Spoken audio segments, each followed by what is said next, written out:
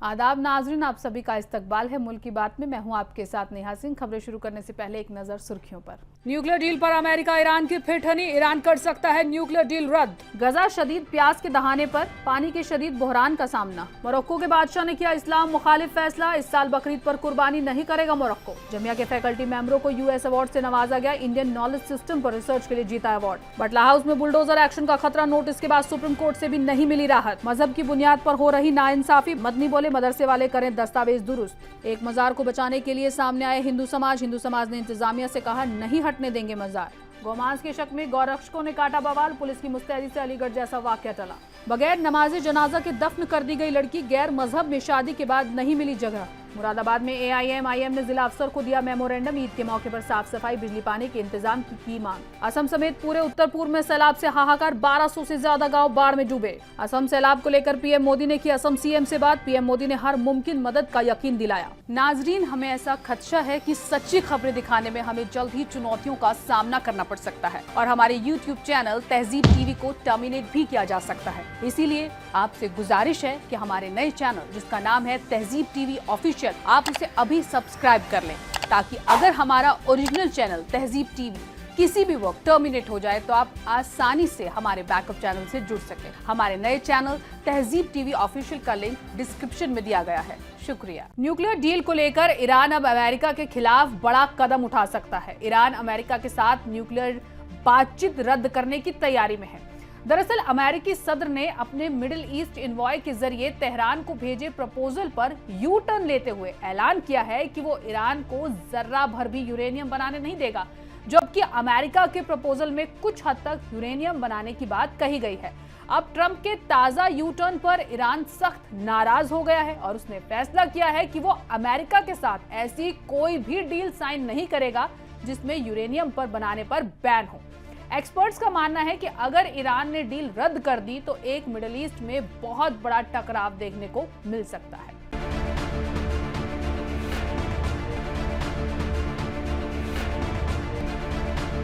Middle east इस वक्त कई बड़े बड़े तनाजों से बुरी तरह से घिरा हुआ है, जिसमें ईरान अमेरिका न्यूक्लियर डील इस वक्त तवज्जो का मरकज है। डोनाल्ड ट्रंप मिडिल ईस्ट में अपनी धाक जमाने के लिए ईरान के आगे चौधरी बनने की पूरी कोशिश कर रहा है। उधर ईरान भी किसी सूरत में अमेरिका के आगे झुकने के मूड में नहीं है। ईरान अमेरिका के बीच अब तक की न्यूक्लियर टॉक्स में ईरान पूरी मजबूती के साथ डट कर खड़ा है और यूरेनियम बनाने की अपनी जिद से वो पीछे नहीं हटा। ईरान को 31 मई को मिले प्रपोजल के मुताबिक अमेरिका ने ईरान को कुछ हद तक यूरेनियम खनन करने की बात कही थी। ये ड्राफ्ट ट्रंप के मिडिल ईस्ट के सफीर स्टीव विटकॉफ ने ईरान को भेजा था। अब डोनाल्ड ट्रंप ने स्टीव विटकॉफ के प्रपोजल पर यू टर्न लेते हुए कहा कि वो ईरान को किसी कीमत पर यूरेनियम नहीं बनाने देगा, जिसके बाद खamenei का खून खौल गया और अब सुप्रीम लीडर ट्रंप को करारा और खतरनाक जवाब देने वाले हैं। द गार्डियन के मुताबिक ईरान के एक डिप्लोमेट ने कहा कि ईरान दहाइयों पुराने न्यूक्लियर तनाजे को खत्म करने के अमेरिकी ड्राफ्ट को ठुकराने के लिए तैयार है। उन्होंने इसे एक नॉन स्टार्टर ड्राफ्ट बताया जो तेहरान के मफाद को खिताब करने के या यूरेनियम खनन पर वॉशिंगटन के रुख को नरम करने में नाकाम रहा है। ईरान की नेगोशिएटिंग टीम के करीबी सीनियर डिप्लोमेट ने राइटर्स को बताया, ईरान अमेरिकी ड्राफ्ट सिरे से खारिज करने का मसौदा तैयार कर रहा है। नए न्यूक्लियर समझौते के लिए अमेरिकी ड्राफ्ट शनिचर को Omani foreign minister Syed Badr अल बुसैदी के जरिए ईरान के सामने पेश किया गया, जो तेहरान दौरे पर थे और तेहरान और वॉशिंगटन के बीच बातचीत में सालिसी कर रहे थे। ईरानी वजीर खारजा अब्बास अरागची और ट्रंप के सफीर स्टीव विटकॉफ के बीच 5 दौर की बातचीत के बाद भी कई अटकलें बनी हुई हैं। इसमें ईरान के जरिए यूरेनियम खनन की मांग पर कायम रहना और अपने आला किस्म के बनाए हुए यूरेनियम के पूरे मौजूदा भंडार को विदेश भेजने से इनकार करना शामिल है, जो परमाणु बमों के लिए मुमकिन तौर पर कच्चा माल है। ईरानी अफसरान ने डील कैंसिल होने के हवाले से मीडिया को बताया कि अमेरिका हमारे न्यूक्लियर प्रोग्राम पर पूरी तरह से काबू पाना चाहता है। अमेरिका न्यूक्लियर तहकीक करने के बहाने तेहरान में इंटरनेशनल इन्वेस्टिगेटर्स दाखिल करवाकर न्यूक्लियर फैसिलिटीज पर बड़े और गलत इल्जाम लगवाना चाहता है। इसके साथ ही ईरान के बड़े बड़े मिसाइल प्रोग्राम को भी बंद करने की साजिश अमेरिका रच रहा है। इन्हीं सब बातों के पेश नजर अब ईरान ने सख्त फैसला लेने की ठान ली है। ईरान के डील रद्द करने के फैसले की खबर ने मिडिल ईस्ट में ऐसी खलबली मचाई है कि एक्सपर्ट अब खदशा जाहिर कर रहे हैं कि ईरान ने अमेरिका के साथ डील रद्द कर दी तो मिडिल ईस्ट अब तक का सबसे बड़ा और खतरनाक टकराव का गवाह बनने वाला है। जैसे जैसे गजा में गर्मी बढ़ती जा रही है, पानी की भारी कमी ने शहर के रहने वालों और बेघर लोगों को शदीद खतरे का सामना करना पड़ रहा है। गजा म्यूनिसिपैलिटी ने खबरदार किया कि अगर फौरी इकदाम नहीं किए गए तो शहर को पानी की शदीद बहरान का सामना करना पड़ सकता है। 7 अक्टूबर 2023 से अब तक इजरायली कब्जे की कार्रवाइयों के नतीजे में तकरीबन 75% पानी के कुएं तबाह हो चुके हैं, जबकि बाकी ईंधन की कमी की वजह से बंद है। म्यूनिसिपैलिटी ने बताया कि इजरायली कंपनी मैकोट के जरिए पानी की फराहमी में बार बार रुकावट और कमी ने शहर में शदीद प्यास की सूरत हाल पैदा कर दी है, जो अगर जारी रही तो सेहत और माहौलियत के शोबों में मोहलिक बहरान पैदा कर सकता है। बयान के मुताबिक गजा में रोजाना पानी की फराहमी सिर्फ 35,000 क्यूबिक मीटर है, जबकि जंग से पहले ये 1,20,000 क्यूबिक मीटर थी। ये शहर की असल जरूरतों से बहुत कम है। म्यूनिसिपैलिटी ने कहा कि रोजाना पानी लगभग 20,000 क्यूबिक मीटर इजरायली कंपनी मैकोट से आता है, जबकि 15,000 क्यूबिक मीटर पानी म्यूनिसिपैलिटी के कुओं से सिर्फ मुकर्रर वक्त के लिए ही मिल पाता है।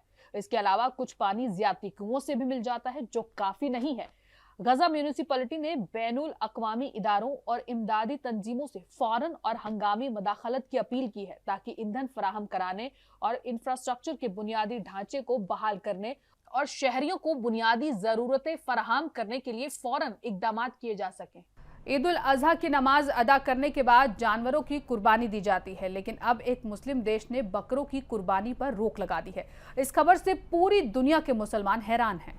ईद उल अजहा मुसलमानों का एक बहुत अहम त्यौहार है। ये त्यौहार हजरत इब्राहिम अलैहिस्सलाम की उस आजमाइश की याद में मनाया जाता है जब उन्होंने अल्लाह के हुक्म पर अपने बेटे की कुर्बानी देने का इरादा किया था। पूरी दुनिया के मुसलमान पूरे खुलूस के साथ कुर्बानी करते हैं। इन सब के बीच अब एक मुस्लिम देश ने कुर्बानी पर बैन लगाने का फैसला करते हुए पूरी दुनिया में जबरदस्त सनसनी फैला दी है। दरअसल मोरक्को के बादशाह मोहम्मद VI ने इस साल बकरों की कुर्बानी पर रोक लगा दी है। कुर्बानी पर रोक लगाने के पीछे बादशाह ने दलील दी है कि ये फैसला माली और सेहत की वजूहात को ध्यान में रखते हुए लिया गया है। बादशाह के इस हुक्म के बाद मोरक्को की पुलिस ने शहरों और गांवों में छापेमारी शुरू कर दी है और लोगों के घरों से जबरन बकरियां और कुर्बानी देने वाले जानवरों को जब्त कर रही है। इस हादसे के कई वीडियो सोशल मीडिया पर वायरल हो रहे हैं, जिसमें दावा किया जा रहा है कि बादशाह के हुक्म के बाद पुलिस बकरियों को उनके घर ले जा रही है। इन वीडियो में देखा जा सकता है कि पुलिस बकरियों को एक ट्रक में लाद रही है। मोरक्को के बादशाह के इस फैसले से लोगों में काफी नाराजगी है। लोग इसे मजहबी अकीदे की गुस्ताखी बता रहे हैं। बादशाह के इस फैसले का विरोध हो रहा है और कई इस्लामी रहनुमाओं ने बादशाह के इस फैसले की मजम्मत की है। इस्लामी रहनुमाओं का कहना है कि ये मजहबी हुकूक पर हमला है। हालांकि बादशाह का कहना है कि वो खुद ईद उल अजहा के दिन पूरे देश की तरफ से कुर्बानी देंगे। वहीं क्रिटिक्स का कहना है कि ये फैसला हुकूमत की नाकामियों, खासकर महंगाई और माली क्राइसिस को छिपाने की कोशिश है। जामिया मिलिया इस्लामिया के फैकल्टी मेंबर्स और एक रिसर्च स्कॉलर की एक रिसर्च टीम को अमेरिका वाक़े कॉमन ग्राउंड रिसर्च नेटवर्क्स के जरिए prestigious international award for excellence in built environment से नवाजा गया है। JMI अफसर ने कहा कि यह अवार्ड एक सालाना आलमी एजाज है जो बिल्ड एनवायरनमेंट की फील्ड में बेहतरीन तहकीकी पब्लिकेशन को तस्लीम करता है। JMI ने एक बयान में कहा कि डिपार्टमेंट ऑफ आर्किटेक्चर के प्रोफेसर निसार खान और प्रोफेसर हिना जिया की देखरेख में PhD स्कॉलर रिपु दमन सिंह के जरिए की गई रिसर्च ने अमृतसर शहर के मशहूर खालसा कॉलेज के डिजाइन में प्रोपोर्शन सिस्टम को डिकोड किया है। में कहा गया है कि प्राइमरी स्टडी और आर्किटेक्चरल डॉक्यूमेंटेशन के जरिए से रिसर्च ने साफ किया है कि बिल्डिंग के डिजाइन में रेशो मगरिबी रेशो की बजाय इंडियन ट्रेडिशनल कारपेंट्री के लिए किए गए थे। इसमें कहा गया है कि इस रिसर्च को भारतीय असल के बढ़ई से आर्किटेक्ट बने भाई राम सिंह के योगदान को उजागर करने के लिए भी तारीफ की गई है। रिसर्च से ये साबित हुआ कि भाई राम सिंह एक वर्सेटाइल आर्किटेक्ट वाले आर्किटेक्ट थे जो इमारतों के डिजाइन के अलावा इंटीरियर, फर्नीचर, हार्डवेयर और साइनेज में भी माहिर थे। जामिया ने कहा कि रिसर्च टीम का काम आर्किटेक्चर में इस्तेमाल की जा रही खोई हुई इंडियन नॉलेज सिस्टम की खोज में एक अहम योगदान है। ये कॉलोनियल पीरियड के दौरान भारतीय असल के आर्किटेक्चर के योगदान के बारे में चर्चा को भी बदल देता है। JMI के बयान में कहा गया कि ये अवार्ड भारत की इंडिया आर्किटेक्चरल हेरिटेज को उजागर करने और बिल्ड एनवायरनमेंट को शक्ल देने में इंडियन नॉलेज सिस्टम की अहमियत को उजागर करने के लिए टीम के स्ट्रगल का सबूत है। ये prestigious award common ground research networks की पहल का हिस्सा है, जिसका मकसद इस खित्ते में इनोवेटिव रिसर्च और नॉलेज शेयरिंग को बढ़ावा देना है। JMI की chief public relation officer Saima Saeed ने कहा कि काबिल जिक्र है कि 15 साल के इतिहास में पहली बार इंडियन रिसर्चर्स ने ये अवार्ड जीता है। दिल्ली के बाटला हाउस में रहने वाले लोगों को सुप्रीम कोर्ट से बड़ा झटका लगा है। कोर्ट ने उनके मकानों को तोड़े जाने पर कोई भी उबरी रोक लगाने से इनकार कर दिया है। डीडीए ने बाटला हाउस में मुरादी रोड पर 3 एकड़ जमीन पर अपना दावा ठोका था और 15 दिन के अंदर मकान और दुकानें खाली करने का हुक्म दिया था। इसके बाद 40 से ज्यादा खानदानों ने सुप्रीम कोर्ट का दरवाजा खटखटाया था। कई पिटीशन ने सुप्रीम कोर्ट के जस्टिस संजय करण और जस्टिस सतीश चंद्र शर्मा की बेंच से गुजारिश की थी कि उनके मकान ऐसी जगह हैं जो पीएम उदय स्कीम से बाहर है और फिर भी उनके सही दस्तावेज होने के बावजूद घर गिराए जा रहे हैं। पिटिशनर्स ने कहा कि ये कार्रवाई बिना सुनवाई की जा रही है, ये बुनियादी हुकूक की खिलाफवर्जी है। साथ ही दरख्वास्त में दावा किया गया कि जिस जमीन पर डीडीए ने अपना दावा ठोका है उस जमीन पर बने घरों में लोग सालों से रह रहे हैं और वहां कोई गैर कानूनी तामीर नहीं किया गया है। याचिका पर सुनवाई कर रही सुप्रीम कोर्ट की बेंच ने कोई उबूरी राहत नहीं दी, लेकिन मामले को जुलाई में सुनवाई के लिए तारीख मुकर्रर कर दी। सुप्रीम कोर्ट में कहा कि हम छुट्टियों के दौरान इस पर तौसीह में सुनवाई नहीं करेंगे। इसका साफ मतलब है कि किसी भी दिन बटला हाउस के मुरादी रोड पर तोड़फोड़ की कार्रवाई हो सकती है। अब मुरादी रोड पर बने मकान और दुकानें कभी भी गिराई जा सकती हैं, क्योंकि डीडीए ने 11 जून तक मकान और दुकानें खाली करने का हुक्म दिया था। गौरतलब है कि सुप्रीम कोर्ट की हिदायत के मुताबिक किसी भी गैर कानूनी जगह या मकान को गिराने से 15 दिन पहले नोटिस देना जरूरी है। डीडीए ने 27 मई को ही गैर कानूनी इल्लीगल मकानों और दुकानों पर नोटिस चिपका दिए थे और 15 दिन के अंदर इलाका खाली करने का अल्टीमेटम दिया था। साथ ही डीडीए ने चेतावनी दी थी कि अगर उन्होंने नोटिस लगे मकान खाली नहीं किए तो बुलडोजर की कार्रवाई भी की जा सकती है। अगेन 10 जून को घर खाली करने की डेडलाइन है। उत्तराखंड में गैर कानूनी मजार, मस्जिद और मदरसों के खिलाफ मुहिम लगातार जारी है। अब तक लगभग 500 मजार के खिलाफ बुलडोजर कार्रवाई की जा चुकी है, लेकिन एक ऐसा मजार का मामला सामने आया है जिसकी हिमायत में खुद हिंदू बिरादरी के लोग खड़े हो गए हैं। इस मजार पर भी दीगर मजारों की तरह हिंदू मुस्लिम सभी मजहब के लोग अपनी आस्था की वजह से जाते हैं। फिलहाल इंतजामिया ने मजार से जुड़े जिम्मेदारों को नोटिस भेजकर जानकारी मांगी है और नोटिस का वक्त खत्म होने के बाद अगली कार्रवाई होने के इम्कान है।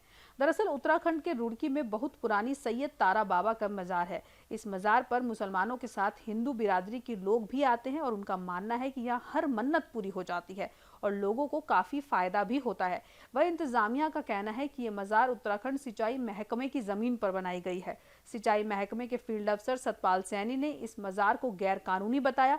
इस मामले में एसडीएम लक्ष्मीराज चौहान ने बताया कि ये मजार सिंचाई महकमे की जमीन में है जो काफी पुरानी बताई जा रही है। इस बारे में सिंचाई महकमे के जरिए मुतालिक लोगों को नोटिस जारी किया गया है। जैसे ही नोटिस की मियाद पूरी होगी उसके बाद आगे की कार्रवाई की जाएगी। वहीं इस मजार से हिंदू बिरादरी के लोगों का अटूट यकीन और ईमान जुड़ा हुआ है। इस मजार पर हर एक बुध को हिंदू अकीदतमंद अपनी हाजिरी लगाने आते हैं। इस मामले पर हिंदू बिरादरी का कहना है कि मजार बहुत पुरानी है। इस मजार पर सभी लोगों का यकीन सालों से जुड़ा हुआ है।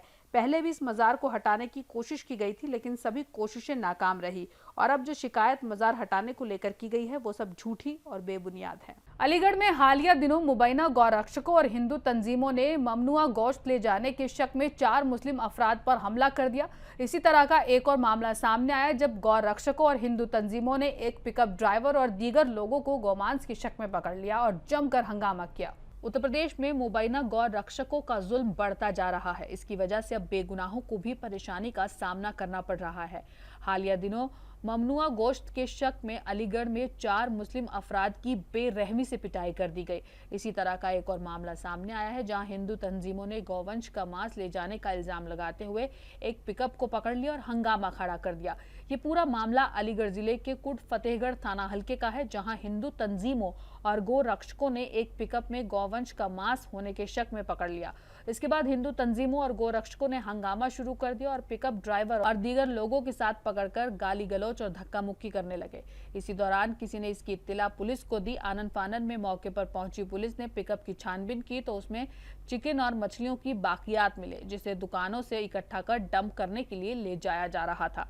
इस घटना की एक वीडियो भी है जो सोशल मीडिया पर तेजी से वायरल हो रही है। पुलिस की मुस्तैदी की वजह से ममनुआ गोश्त के नाम पर अनहोनी की घटना टल गई। पुलिस वक्त रहते दखल नहीं करती तो हालिया दिनों हुए हादसे के दोबारा होने के इम्कान थे। घटना के बाद पिकअप ड्राइव के साथ अकलियाती बिरादरी के लोगों में दहशत फैल गई है। वायरल वीडियो में एक पुलिस अफसर पिकअप की जांच के बाद बकियाती से उठती बदबू को लेकर ड्राइवर और उसके साथियों को गाली गलौज करते हुए इसे ढकने को कहता है। पुलिस ने बाद में इस बकियात को गड्ढे के नीचे दबा दिया। बता दें कि इससे पहले अलीगढ़ के हरदुआगंज थाना क्षेत्र के अलहदादपुर में 25 मई को गौरक्षक होने का दावा करने वाले हिंदू तंजीमों से जुड़े लोगों ने 4 मीट तजीरों की पिटाई कर दी थी और उनकी गाड़ी में आग लगा दी थी। इस पिटाई में चारों संजीदा रूप से जख्मी हो गए थे। पुलिस वक्त पर नहीं पहुंचती तो मुतासरीन की जान जा सकती थी।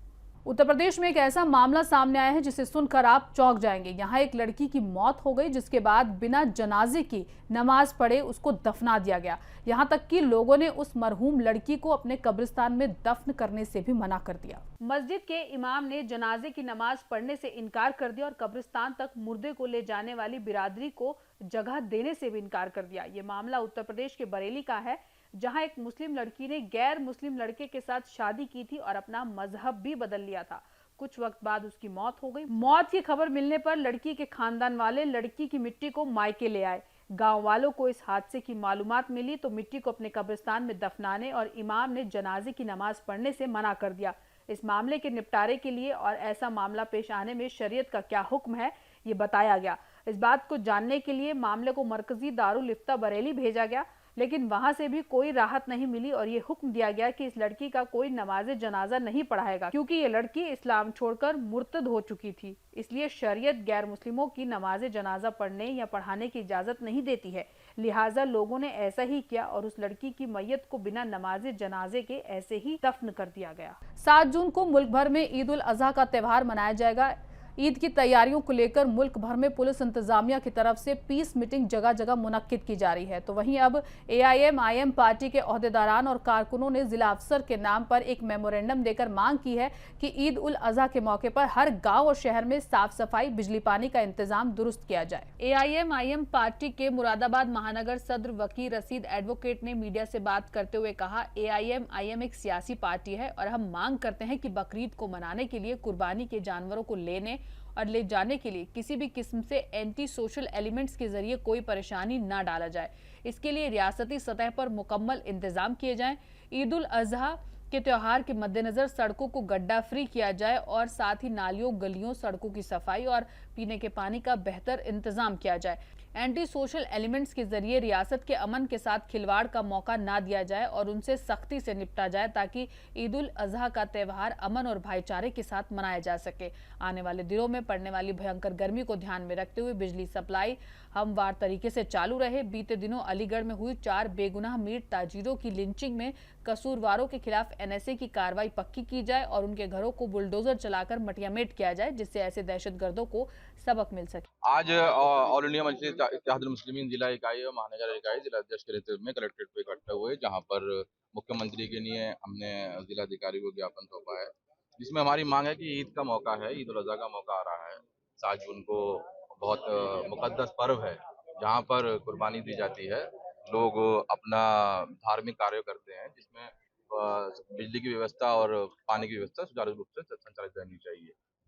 और जो हमारे किसान भाई हैं जो पूरे साल जानवर को पालते हैं, पोसते हैं, सींचते हैं उसे ताकि बकरीद पर उसको वो बेच सके, तो खरीदने वाले तो उसमें 100% मुसलमान होते हैं, लेकिन क्या भी आप उसको चेक करिए कि बेचने वाले कौन हैं। पूरे हिंदुस्तान में बेचने वाले 90% से ज्यादा लोग जो हैं वो हमारे हिंदू भाई हैं। वो पूरे साल मेहनत करते हैं कि हम बेचेंगे तो अपने बच्चों की फीस जमा करेंगे, अपने बूढ़े बाप का इलाज करेंगे। तो उन लोगों का ख्याल रखिए। जो बाजार लग रहे हैं, जहाँ पर भी जानवरों के बाजार लग रहे हैं, बकरों के और भैंस के, तो उनके लिए आप पानी की व्यवस्था रखिए, वहाँ पे साफ सफाई की व्यवस्था रखिए और उनके ऊपर कोई उनको आतंकित ना कर पाए, उन लोगों को इस चीज का ख्याल रखिए। वजीर आजम नरेंद्र मोदी ने असम के वजीर आला हेमंत बिस्वा शर्मा, सिक्किम के वजीर आला प्रेम सिंह तमांग और मणिपुर के गवर्नर अजय भल्ला से खित्ते में भारी बारिश और बाढ़ के बाइस पैदा हुए हालात पर बात की। पीएम मोदी ने हर मुमकिन मदद और हिमायत का यकीन दिलाया। इस बीच असम के सीएम हेमंता बिस्वा शर्मा ने ट्वीट किया, थोड़ी देर पहले वजीर आजम ने मुझे असम में मौजूदा सैलाब की हालत के बारे में मालूमात लेने के लिए फोन किया। मैंने उन्हें बताया कि कैसे असम और आसपास के सूबों में लगातार बारिश के बाइस बाढ़ आई है और इससे कई लोगों की जान पर असर पड़ा है। मैंने उन्हें रियासती हुकूमत के जरिए चलाए जा रहे राहत कामों से भी आगाह कराया। पीएम ने फिक्र जाहिर की और हमारे राहत और रिहेबिलिटेशन एफर्ट्स के लिए मरकजी हुकूमत की तरफ से मुकम्मल हिमायत का यकीन दिया। असम के लोगों के लिए उनके गाइडेंस और अटूट हिमायत के लिए शुक्रगुजार हूं। पंजाब की लुधियाना सीट पर असेंबली उपचुनाव हो रहा है, जिसमें बीजेपी ने जीवन गुप्ता को उम्मीदवार मुकर्रर किया है। सीट पर रोचक मुकाबला देखने के लिए मिल रहा है।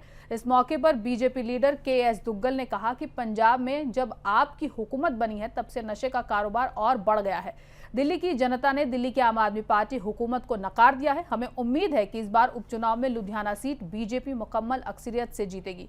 के.एस. दुग्गल ने और क्या कुछ कहा, आइए आपको सुनवाते हैं। मैं पंजाब की जनता से अपील करता हूं, आह्वान करता हूं, ये इन्होंने दोनों हाथों से दिल्ली को लूटा है। पंजाब की जो सरकार बनी थी, इन्होंने एक ही मुद्दा ड्रग्स का उठाया था। 4 साल हो गए, जितनी ड्रग्स पहले बिकती थी या जो उसका कारोबार था, मेरे ख्याल से डबल हो गया है। कोई काम इन्होंने नहीं किया। दिल्ली के ऊपर, हमारे ऊपर इल्ज़ाम लगाते हैं कि आपने जो पैसे का देने का वायदा किया था। हमारी सरकार, दिल्ली सरकार वचनबद्ध है। 1 लाख करोड़ का ऐतिहासिक बजट है। सबको जो भी हमारे मैनिफेस्टो में लिखा गया है वो दिया जाएगा। इनकी सरकार को 4 साल हो गए, इन्होंने जो पैसे देने का वायदा किया था वो वायदा नहीं किया। आपके पास, पंजाब की जनता के पास ये मौका है केजरीवाल को वहाँ से भगाने के लिए।